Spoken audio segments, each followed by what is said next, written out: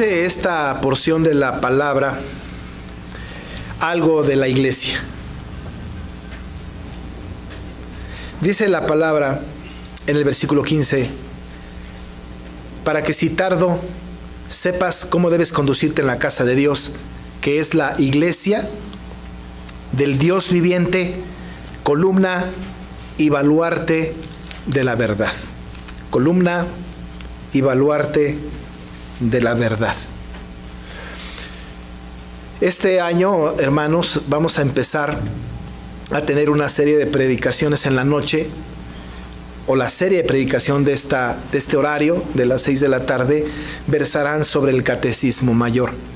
Por supuesto, nosotros tenemos una clase de Catecismo Mayor en la escuela dominical. Los que van a esta clase van a tener la fortuna de tener la clase en donde pueden haber preguntas y respuestas, en donde se analizan con un poco de detalle cada pregunta, y tendremos la oportunidad de tener en lo general la exposición de la palabra alrededor de los temas del Catecismo Mayor de Westminster.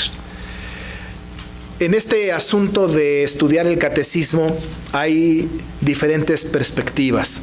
El año pasado, el año que terminó, estuvimos viendo la confesión de fe, así a vuelo de pájaro en realidad. Estuvimos revisando, no con lujo de detalle como nos hubiera gustado, pero tuvimos la posibilidad de expresar todos los artículos de la confesión de fe y fue de alimento espiritual. Estoy seguro de que para algunos de nosotros fue útil por lo menos escuchar algunas cosas, romper algunos paradigmas, establecer verdades muy, muy firmes, y hemos sido edificados por esto. Y algunos más, con un gran interés, han entrado más al detalle de estudiar la confesión de fe. Ahora habrá una clase, como ya escuchamos. Vale la pena estar en esta clase para ahondar en los temas de la confesión de fe. Pero queremos que estos domingos de tarde sean eminentemente doctrinales y que podamos estar revisando los estándares de la fe cristiana a partir de las doctrinas de la Iglesia Reformada. No todas las iglesias que se dicen reformadas tienen los mismos estándares de fe. En realidad, cuando escuchamos de una iglesia que es o se autodenomina reformada, no necesariamente sigue los mismos principios. Muchas de las iglesias que se dicen reformadas porque piensan que son el resultado de una protesta de Martín Lutero en 1517. Es decir, que ellos dicen, venimos de ahí se separó la iglesia de la iglesia católica, y entonces se dicen reformados porque ven sus inicios o ven su fe a partir de una fecha determinada. Sin embargo, no podemos nosotros ni tantito pensar que nosotros somos una iglesia reformada porque venimos de una protesta de un hombre agustino que pegó tesis en esta catedral. No es así. Nosotros somos una iglesia reformada por nuestra forma de estructurar la fe cristiana, la fe bíblica. Cuando estábamos estudiando la confesión de fe, hablaba de alguna manera muy simple, y ahora lo repito solamente, que la manera de que nosotros abordamos el estudio de Dios tiene diferentes vertientes. Cuando hablamos nosotros de teología, pensamos y tenemos que ubicarnos en que la teología tiene un solo objeto de estudio, uno solo. Como la biología, un solo objeto de estudio. Como la geografía también. Es decir, que esta disciplina o esta teología tiene un objeto de estudio. Y el objeto de estudio que tiene la teología es Dios. Por eso es teos y logos. Es el tratado, el estudio de Dios. No podemos nosotros ni siquiera pensar un poco que podemos meter a Dios en un matraz y analizarlo bajo el régimen del conocimiento científico, la observación, experimentación, hipótesis y ley. Eso sería absurdo. No podemos hacer semejante cosa. No lo podemos hacer. Sin embargo, sí podemos nosotros llegar al conocimiento de Dios a partir de todas las disciplinas teológicas que existen para abordar el tema de Dios y llegar al conocimiento. La fuente de donde todas las normas teológicas abrevan es la Biblia. La Biblia es el documento por excelencia, no hay otro. La autoridad máxima para todos los creyentes, para todos aquellos que hicieron las confesiones y los credos, es la Escritura. La autoridad máxima para nosotros como iglesia es la Escritura. La que tiene la última palabra es la Escritura. Por supuesto, sobre la Escritura no hay ninguna cosa que tengamos que decir. Es lo más importante para nosotros. Pero la la Escritura está escrita de tal manera que nosotros la podemos entender, porque uno de sus atributos tiene que ver con la perspicuidad, es decir, la claridad de la palabra. Pero por otro lado, la teología, propiamente dicha, siendo Dios el objeto de estudio, entonces aborda la Escritura desde diferentes perspectivas. Habla de la Escritura y habla de Dios más bien desde la perspectiva de la teología histórica, que ya hablamos un poco de esto, que tiene que ver con el mover de Dios a través de la historia y cómo el Señor va acomodando el proceso histórico de su propia historia. La teología histórica nos habla de cosas como aquellas cosas que sucedieron en la historia. Incluso las podemos ubicar muy bien en la Reforma Protestante, la podemos ubicar muy bien en la institución de la religión cristiana de Calvino, la podemos ubicar muy bien incluso en la controversia arriana, y la podemos ubicar pues en diferentes momentos históricos, y estudiamos la teología histórica a partir del mover de Dios en la historia.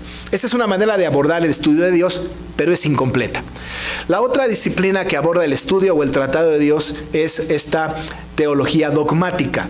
Y la teología dogmática no es otra cosa que las diferentes denominaciones o los diferentes credos que tienen un dogma de fe. Por eso hablamos de repente que la Iglesia Católica Romana es dogmática, tiene dogmas, establece principios de fe, establecen estudios sobre esto.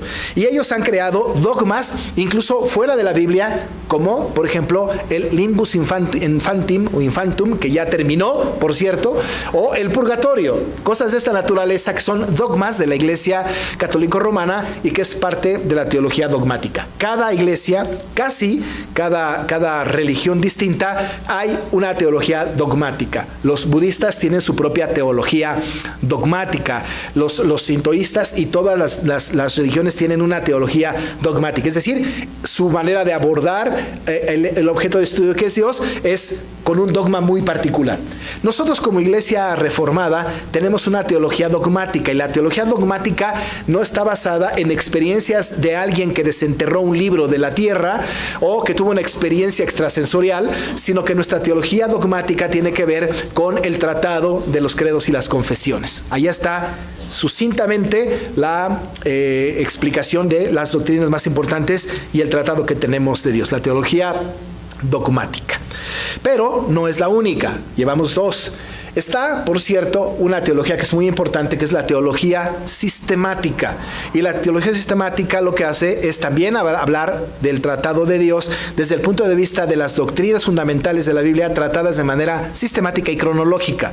Y si estudiamos nosotros la teología sistemática de los grandes autores sistemáticos que hay, uno de los principales, Berkhof, o otro Hodge, y así podemos nosotros encontrar una cronología sistemática de las doctrinas más importantes, partiendo desde Dios, de la creación, de la esencia de Dios mismo, y terminando finalmente en el tratado de las últimas cosas, estudio que se llama escatología. Pero después de esta, la cuarta y también muy importante, está la teología bíblica, que la teología bíblica establece el estudio de la Biblia muy profundamente y saca de cada parte de la Biblia los principios y las doctrinas más importantes de la palabra a través de una línea que va corriendo a través de la historia, que le hemos llamado la línea del pacto. Por eso somos una iglesia pactual, porque nosotros tenemos una línea que viene desde la creación hasta la segunda venida de Cristo, una metanarrativa, una línea continua de una sola historia, de un solo Dios y de un solo pueblo. La teología bíblica no habla de dos pueblos, habla de un pueblo eterno, pensado en la mente de Dios en la redención, en el pacto de redención, culminando en su estancia en la Nueva Jerusalén. Todo aquel pueblo que Dios tuvo en su mente antes de la fundación del mundo, todo ese pueblo que tuvo Dios en su mente, ese pueblo estará al final del tiempo en la Nueva Jerusalén. Esta historia de este pueblo maravilloso, a lo largo de todas las historias de la Biblia, se le llama teología bíblica, y vamos descubriendo a Dios en esta maravillosa metanarrativa, este pacto que Dios establece con el hombre hasta el final de los tiempos. Una cosa interesante es que nosotros somos parte de esa historia, somos protagonistas de esta historia porque somos parte del pueblo de Dios. Así que entonces, cuando hablamos de la teología, hablamos de este único objeto de estudio que es Dios, abordado desde estas cuatro perspectivas. ¿Cómo lo hacemos como iglesia? Nosotros no podemos ser una iglesia que nos decimos confesional sin estudiar las confesiones. Tenemos una declaración de fe nacional y decimos que la Iglesia Nacional Presbiteriana de México es una iglesia confesional. Lo menos que debemos hacer es saber y conocer cuáles son esas confesiones. Para esto no vamos a tomar en cuenta tanto la teología histórica, no tomaríamos tanto la teología sistemática, no iríamos tanto en la teología bíblica, pero nos vamos a acercar con un gran cuidado a la teología dogmática. ¿Qué es lo que decimos que creemos? Y no lo que decimos nosotros, sino qué es lo que dice la Biblia y cómo se sistematiza a partir del credo o de la confesión o de los catecismos nuestra estructura de fe. ¿En qué creemos? Cuando alguien viene a nosotros en la calle o en el trabajo, en la escuela y nos dice, ¿tú qué crees? Está exigiendo de nosotros una confesión de nuestra fe. Está diciendo que nosotros hagamos una declaración de nuestra fe. ¿Y qué decimos cuando decimos que crees? Podemos decir algo como, yo creo en Dios. Pero en realidad todas las denominaciones, todas las iglesias creen en Dios. Quizá teníamos que ir más profundo en el asunto de qué creo. Por esto, cuando se establecen los credos y las confesiones, se hacen para que nosotros hagamos una declaración de nuestra fe. Cuando hablamos de un catecismo, estamos hablando de dar eco a la historia de nuestra fe. Es decir lo que nosotros creemos, repetir lo que nosotros creemos. Así que cuando hacemos nosotros un catecismo, cuando estudiamos un catecismo, se establecen los catecismos a través de preguntas y respuestas, como si en la calle nos preguntaran, ¿qué crees? Alguien nos puede decir, para ti, ¿quién es Dios? Alguien más puede venir a nosotros y decirnos, oye, sí eres muy cristiano, sí, bueno, ¿cuál es el propósito que tú tienes en la vida? Nos hacen preguntas de esta naturaleza. ¿Qué vamos a contestar? ¿Podemos contestar algo que someramente podemos intuir respecto de nuestra fe? ¿O podemos dar respuestas concretas, estudiadas, determinadas, bíblicas, acerca de lo que nosotros creemos? ¿Quién es Dios? ¿Quiénes somos nosotros? ¿De dónde venimos? ¿Para qué estamos aquí? ¿Cuál es el propósito que Dios tiene para con nosotros? Y estas respuestas no las encontramos solamente en una asistencia dominical a la iglesia. No solamente en una plática casual entre nosotros, tenemos que buscar un documento autorizado que nos hable acerca de qué es lo que creemos. Y este documento es el Catecismo Mayor, el Catecismo Menor, la Confesión de Fe, el Credo de los Apóstoles, el Credo Niceno, el Credo de Atanasio. Tenemos una gran variedad de documentos que nos hacen darle al mundo una respuesta respecto de lo que nosotros creemos. Es muy importante que yo les diga ahora que tenemos un problema serio nosotros ahora, el mundo entonces ahora, en donde nos hemos dejado llevar por denominaciones, por corrientes que vienen del mundo y hemos creído y nos hemos sumado a creencias que vienen de otros lados y no hemos sido lo suficientemente capaces como para venir a la Escritura y a nuestros credos para poder establecer un fundamento de fe. Casi estoy seguro que si dentro de nuestra propia iglesia hiciéramos preguntas muy puntuales respecto de algunos asuntos que tienen que ver, por ejemplo, con la salvación, o que tienen que ver con la conducta en santidad, o que tienen que ver con el deber ser del creyente, o que tengan que ver con los últimos tiempos, estoy seguro que dentro de nuestra propia iglesia habría 5 o 6 ideas distintas de cada cosa. Por esto, hoy vamos a iniciar, como ya iniciamos el año pasado, este estudio para que podamos centrar y tener todos juntos una misma fe, una misma confesión, una misma declaración de lo que creemos, y que cualquiera de nosotros que nos pregunten acerca de nuestra fe y demande razón de nuestra fe, tengamos una respuesta completamente bíblica. ¿Cuál es la razón de esto? Que la iglesia, como dice Pablo a Timoteo, la iglesia es columna y baluarte de la verdad. Esta es la iglesia. Si la iglesia no es columna y baluarte de la verdad, está fallando en su labor de ser iglesia. Una iglesia no es la iglesia que agrada al Señor cuando tiene una gran cantidad de miembros, cuando tiene espectáculos hermosos en su culto. No es una iglesia agradable a los ojos de Dios cuando solamente nos procuramos tener mucha gente y muchas actividades. Seremos iglesia delante de Dios aprobada cuando la iglesia sea columna y baluarte de la verdad. Así, nosotros entramos al estudio de los credos y de las confesiones. No nos sumaremos a iglesias o personas fuera de nuestra iglesia que critican y dicen: nosotros no estudiamos los credos, nosotros con la Biblia nos basta. A nosotros también, pero los catecismos y las confesiones establecen un cerco alrededor de nosotros para que nosotros no nos salgamos de la fe central de las Escrituras. Nos ayudan pues y nos dirigen para que seamos centrados en las doctrinas fundamentales y en lo que debemos ser como creyentes. A partir de esta pequeña introducción, quiero decirles por qué vamos a estudiar el Catecismo Mayor. Como en la mañana decía, en este momento no vamos a abordar la primera pregunta del catecismo. Hoy hablaremos acerca de por qué estudiamos el Catecismo Mayor. El próximo domingo vamos a estudiar un poco el contexto sobre el cual fue escrito y a partir del tercer domingo empezaremos con la pregunta número 1 del Catecismo Mayor. Está de más decirles que vale la pena que compren, tengan, bajen, hagan lo que quieran, pero que tengan en su poder o electrónicamente o en papel el Catecismo Mayor. Hay que tenerlo a la mano. Es un documento, casi diría yo, obligado en nuestras bibliotecas de nosotros como creyentes. El Catecismo Mayor, el menor, la confesión de fe, habría que tenerla. Y por cierto, hay un libro allá en el Faro que tiene el libro de sumario de doctrina cristiana, tiene todos los credos y todas las confesiones. Vale la pena tener este documento. La Biblia, insisto, es el principal, pero estos nos van a ayudar en establecer una fe común. ¿Por qué estudiamos el Catecismo Mayor? Diré 7 cosas importantes de por qué vamos a estudiar el Catecismo Mayor.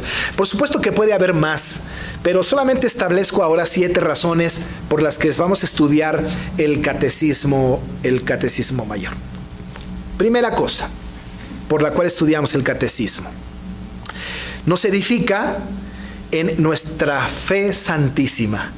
Nos edifica en nuestra fe santísima. Tenemos que recordar lo que dice Judas en su escrito en el versículo 20.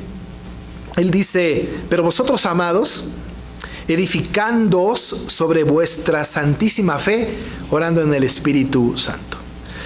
Judas habla acerca de que tenemos que tener cuidado con aquellos que pervierten el evangelio y la doctrina. Y hace un énfasis sobre edificarnos sobre nuestra santísima fe. Lo que hace el Catecismo Mayor es que nos edifica en nuestra santísima fe. Otra vez, nos santifica, nos edifica, nos hace crecer en nuestra santísima fe. No es suficiente solamente decir creo en Dios, sino nosotros tenemos que ser muy conscientes de que necesitamos mucho más información. ¿Quién es? ¿Qué quiere? ¿Qué piensa? ¿Qué quiere de nosotros? ¿Cómo es Él? ¿Qué demanda de nosotros? Y por cierto, ¿quiénes somos nosotros? ¿Qué somos? ¿Cómo nos conformamos? ¿Qué hay en nuestra vida anterior como creyentes? ¿Qué significa nuestra vida creyente? El credo nos edifica en esta fe santísima. Nos da la fe y nos hace que crezcamos en fe a partir del conocimiento de preguntas tan importantes que el mundo se ha hecho a lo largo de la historia. Esa es la primera cosa, que nos edifica en nuestra fe santísima. 2, nos alista para dar una respuesta en nombre de la fe cristiana. El apóstol Pedro a los expatriados les hace un exhorto y les dice en el capítulo 3, versículo 15 de Primera de Pedro: estad siempre preparados para presentar defensa con mansedumbre y reverencia ante todo el que os demande razón de la esperanza que hay en vosotros. La insistencia del apóstol Pedro es estar siempre preparados para presentar defensa con mansedumbre. Si alguien viene con nosotros y nos dice: hermano, ¿verdad que la salvación se pierde? ¿Qué vamos a decirles? Quizá la respuesta tradicional obligada decimos: no se pierde. Pero entonces corremos un riesgo si nos preguntan ¿por qué? Diríamos: porque así me lo enseñaron en la iglesia. ¿Qué diremos? ¿Qué diremos? Hermano, ¿usted cree en la predestinación? Yo creo en la predestinación. ¿Qué es la predestinación? Pues no tengo la menor idea, pero creo en la predestinación. Si hablamos acerca de asuntos de esta naturaleza, de temas que son profundos, que temas que son preguntas, ¿qué vamos a responder? Hermano, cuando mi papá se murió, ¿a dónde se fue? ¿Qué vamos a responder?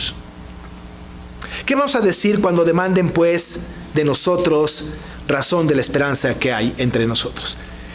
El catecismo nos ayuda para dar respuesta en nombre de la fe cristiana, como el apóstol Pedro nos exhorta. Estar siempre preparados para presentar defensa con mansedumbre. Y no hay otra cosa para estar preparados que estudiar la Biblia y las doctrinas que emanan de la Biblia.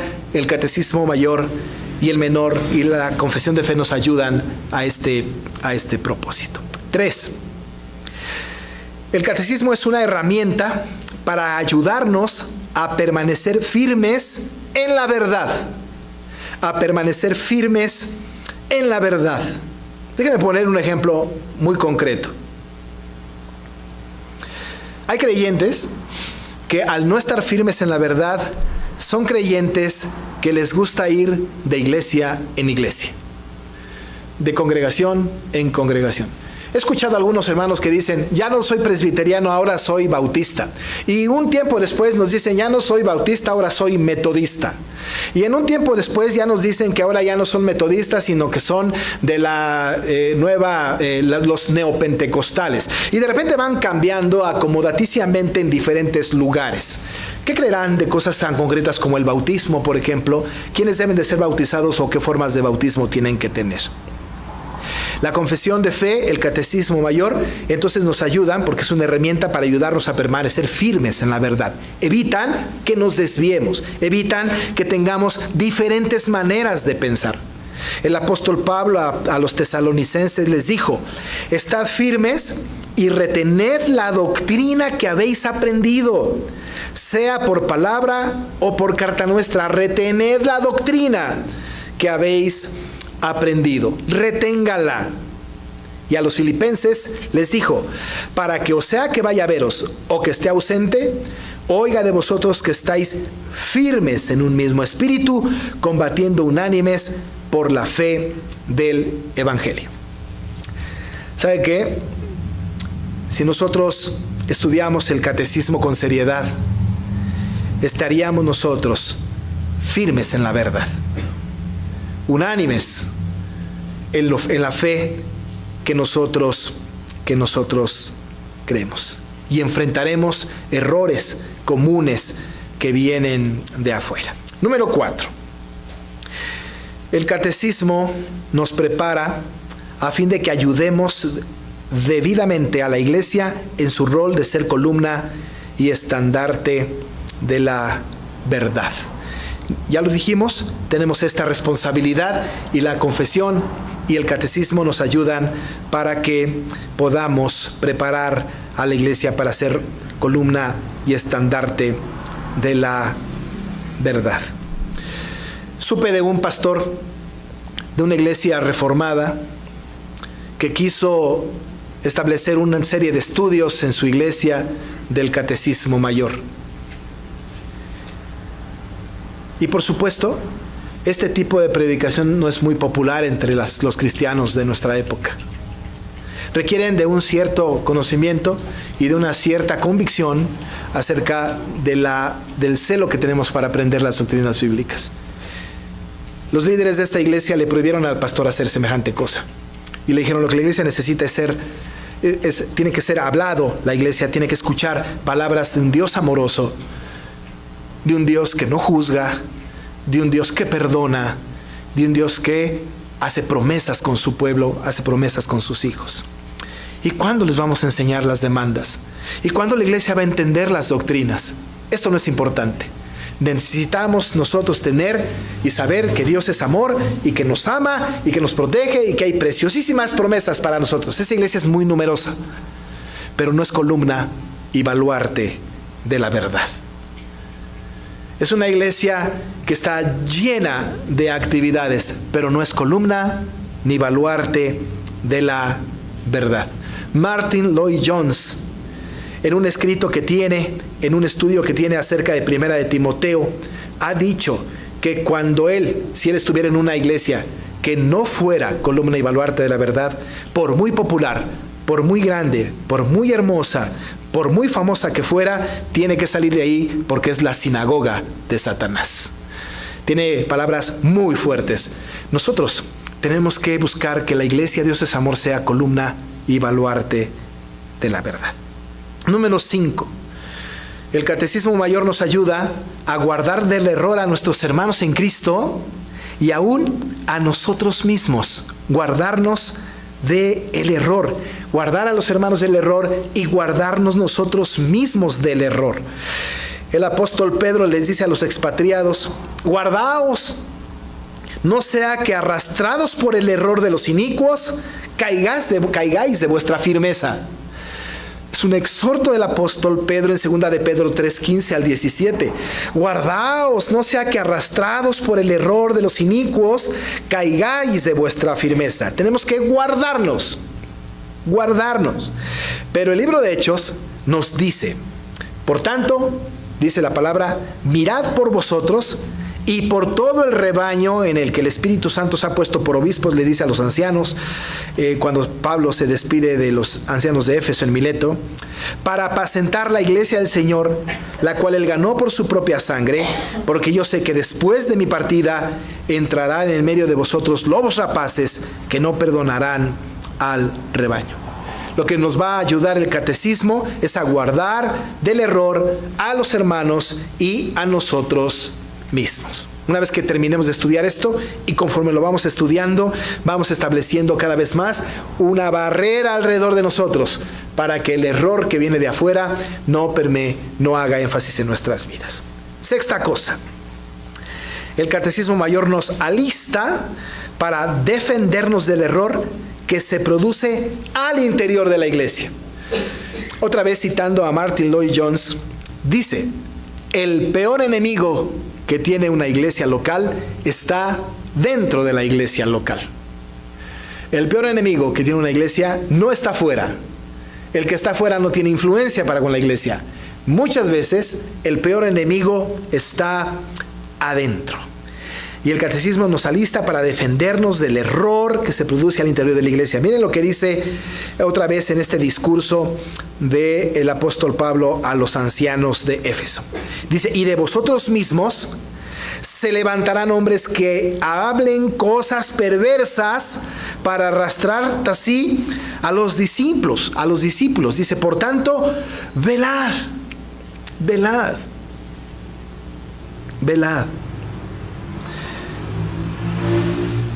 Porque, como dice la Escritura, hay lobos con piel de ovejas. Es tan sutil. De repente nos podemos dar cuenta que al interior de la iglesia, de cualquier iglesia, puede haber alguien muy popular, muy carismático, con una buena palabra, con una capacidad intelectual de primer nivel, que poco a poco vaya desviando la atención de las ovejas. Son fans de las malinterpretaciones, de las imprecisiones, de la ignorancia. Son falsos maestros, como está establecido en la Biblia. Tenemos que tener mucho cuidado. Una gran tragedia que ha sucedido a la iglesia presbiteriana de este siglo es que la iglesia presbiteriana se ha visto disminuido porque no ha sido cuidadosa al recibir personas dentro de la iglesia que perniciosamente vienen a dividir la iglesia y que además parece que tienen la intención firme de hacerlo y entran poco a poco disfrazados de ovejas, pero que en la mera hora, cuando tienen un número importante de personas a su alrededor, son capaces de dirigirlas hacia el despeñadero, de dirigirlas hacia el error. Y lo que hace el catecismo cuando estamos preparados es que cuando escuchamos de alguien, cuando escuchamos algo de alguien dentro de la iglesia que está enseñando algo distinto a lo que creemos, decimos: esto es un error. Esto no lo podemos creer. Ahí no podemos nosotros seguir. Por esto, el catecismo nos alista para defendernos del error que se produce al interior de la iglesia. Y séptima y última, el catecismo nos alista para defendernos del error desde fuera de la iglesia. Lo que viene de fuera. Tenemos dos enemigos de afuera: el mundo y Satanás. Dice la Escritura, Pablo a los Colosenses en el capítulo 2, verso 8 les dice: mirad que nadie os engañe por medio de filosofías y huecas sutilezas, según las tradiciones de los hombres, conforme a los rudimentos del mundo y no según Cristo. Dice el apóstol que nadie les engañe con filosofías y huecas sutilezas. Quiero advertirles que el enemigo número uno en este tiempo es el humanismo. Tú eres importante, tú tienes el poder. Algunos son más arriesgados. Tú eres Dios. Lo que te propongas, eso vas a lograr. Tu boca tiene poder. Ha permeado en las iglesias.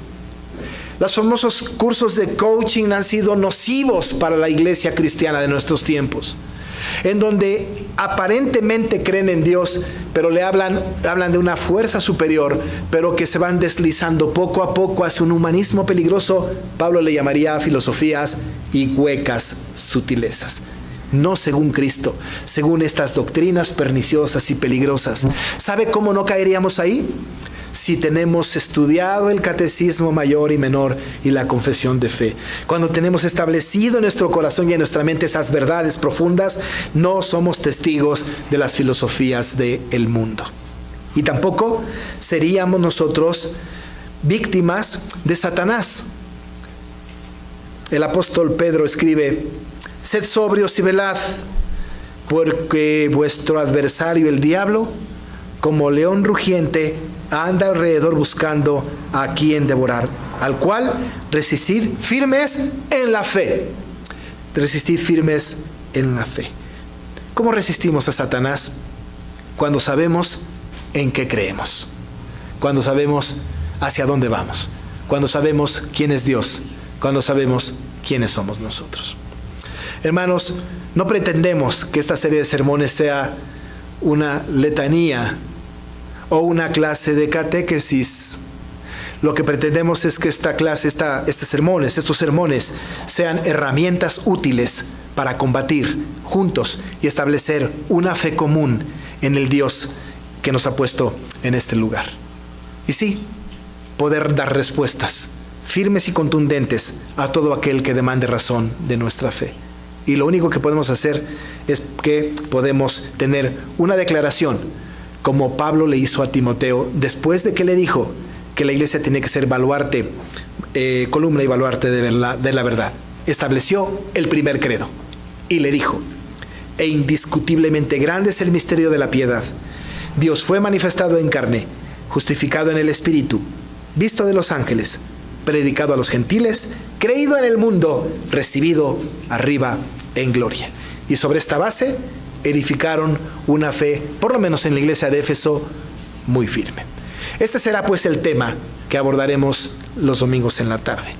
Vale la pena que lo vayamos siguiendo poco a poco para ir formando una fe común y que la iglesia Dios es amor no sea conocida porque es grande o porque es linda, sino porque es columna y baluarte de la verdad. Oremos. Señor, tenemos una gran tarea. No queremos que la iglesia se deslice sutilmente hacia las filosofías y huecas sutilezas del mundo. No, Padre, nuestro anhelo, nuestra tarea, nuestra responsabilidad es cuidar de que la iglesia sea columna y baluarte de la verdad. Que la gente del mundo pueda saber que la verdad la tiene la iglesia, porque la iglesia sabe y conoce la Biblia, porque la iglesia establece principios de fe, porque la iglesia determina a través de sus credos y confesiones, siendo la palabra tuya la más importante, la dirección que el mundo, creyente o no, debe de seguir. Señor, que podamos crecer juntos en esta fe común. Ser alimentados por ti es importante, y establecer los principios de fe es tan importante que es un asunto de vida o muerte. Te damos gracias, Señor, por tu palabra y por estos credos y confesiones que permitiste que en la historia se crearan para que nosotros no nos desviemos de las doctrinas fundamentales enseñadas en tu palabra. Que la gloria sea para ti y que nosotros seamos instruidos en esto por tu Espíritu Santo, en el nombre de Jesús. Amén.